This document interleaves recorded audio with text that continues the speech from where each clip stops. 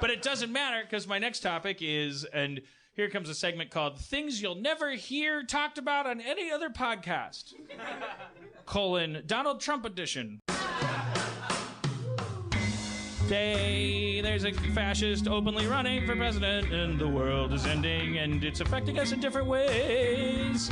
Remember in high school you studied literature and you learned that the invention of the atomic bomb or World War I totally affected like 30 years of literature, which means it is possible for the national psyche to be affected by huge catastrophic events.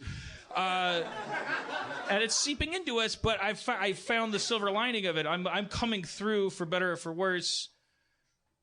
The Donald Trump phenomenon is now it's bringing me through. It's releasing me from my need for approval. It's separating. That's different from doing saying, that for a lot of people. Mostly white supremacists, but a lot of people. I was worried. Well, you absolutely correct.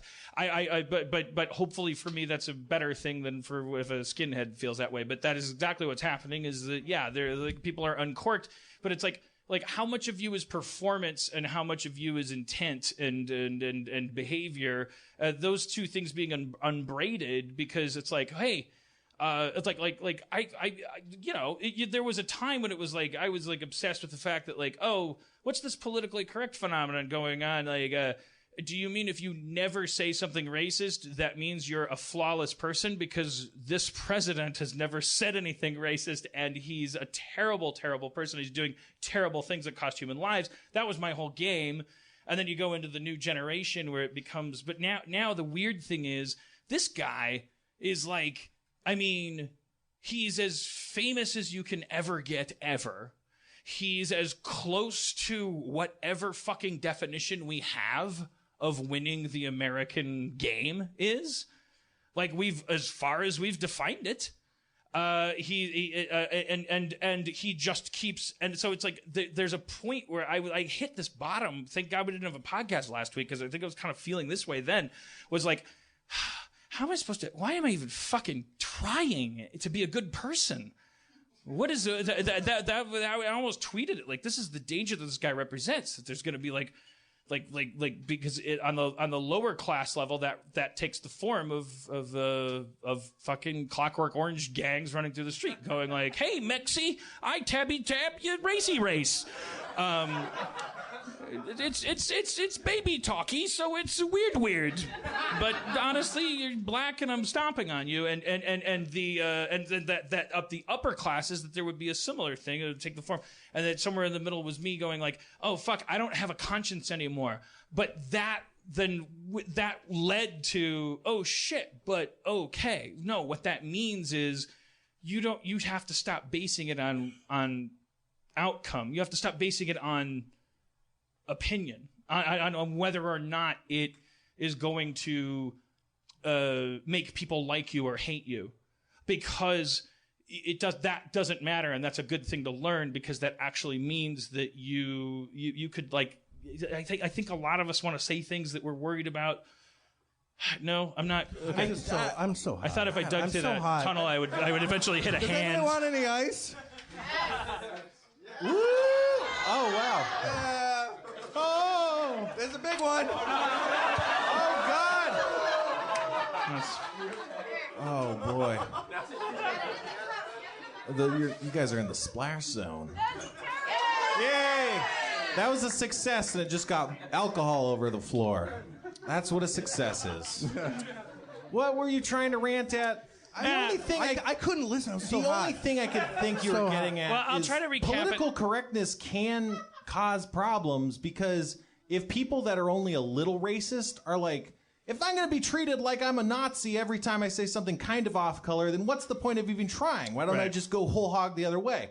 Whereas if we kind of approach with sensitivity and be all like, hey man, I get what you're saying. I'm not trying to attack you, but the end result of what you're saying can lead down this path, and that's why it might be good, Right, like if the enemy is ignorance, for instance, like then the way to defeat ignorance is to like, is not to like hit it on the head with a brick necessarily. Yeah, because I don't know. I read this crazy article about a guy. This is getting me horny.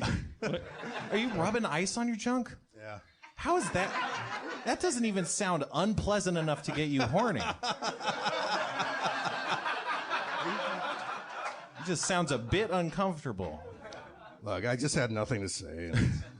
I mean, I think you used what you had. That's all I got. You got But I think resourcefulness. that kind of led me into, okay, so I'm forcing a dot connect here, but it's not, it does exist anyway, which is another topical, horrible, weird, random thing, which represents just random chaos, was that actor today that died like in that crazy way, and it's like everybody just wanted to know what the hell is going on.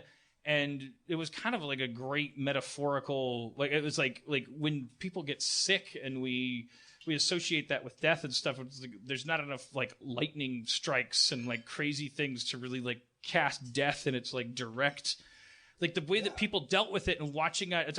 I had to go to like the TMZ article about this death, and then just the comment section, like just Star Trek pun after Star Trek pun after Star Trek pun, like and like kind of like mean, like as if like you can tell that the joke is like I'm not here to generate humor.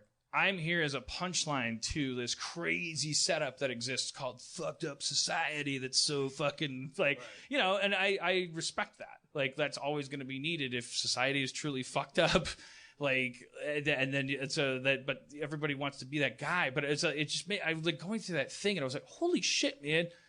There's literally almost nobody saying like, what a bummer. Yeah. Now, but of course, you wouldn't log in to say that. But it's like, and then you go like, oh, okay, so the internet is. It's like this carnival. Like there's none of those people, or it's like everyone just. You go into this toilet and you put on these weird bird masks, and then you do this fucked up shit. And it's like the Purge series, which I think everybody, it's like, it's not because those movies are good that they keep making them. I think everyone's like, tell me more about that absolute thinly veiled metaphor for my life. I like where I that plus Trump equals not nihilism. It equals renewed realization that being cool absolutely can only be by your own definitions. The other ones don't work at all for anyone. And that you better like make every day of achieving that goal worth as much as the final one, because a bus might fall out of the sky and land on the building you're in. Yeah, it's crazy. I mean, first of all, that whole the way that guy died, you know, as if there's not enough ways that I'm afraid of dying. Yeah. You know? Yeah. I mean, like, you know, you're driving home, you're like, oh, yeah, you can get hit. And you feel like when you park your car, you're done. Made it safe. Right. Now, this guy got hit by a parked car. Fucking nightmare. Yeah, what happened? Well, he thought it was parked. No, it's not. Well, it sounded like. I mean, I don't want to. He thought he put it in park, but he put it in neutral, right? It's what it sounds like, but there's been so little information. But it's the only logical. Occam's razor says that he has a steep driveway. He got out of his car to check his mail. Like he thought it was parked. Yeah. But I don't want to die checking my mail. I didn't want to talk about this. It's really hot. I don't know.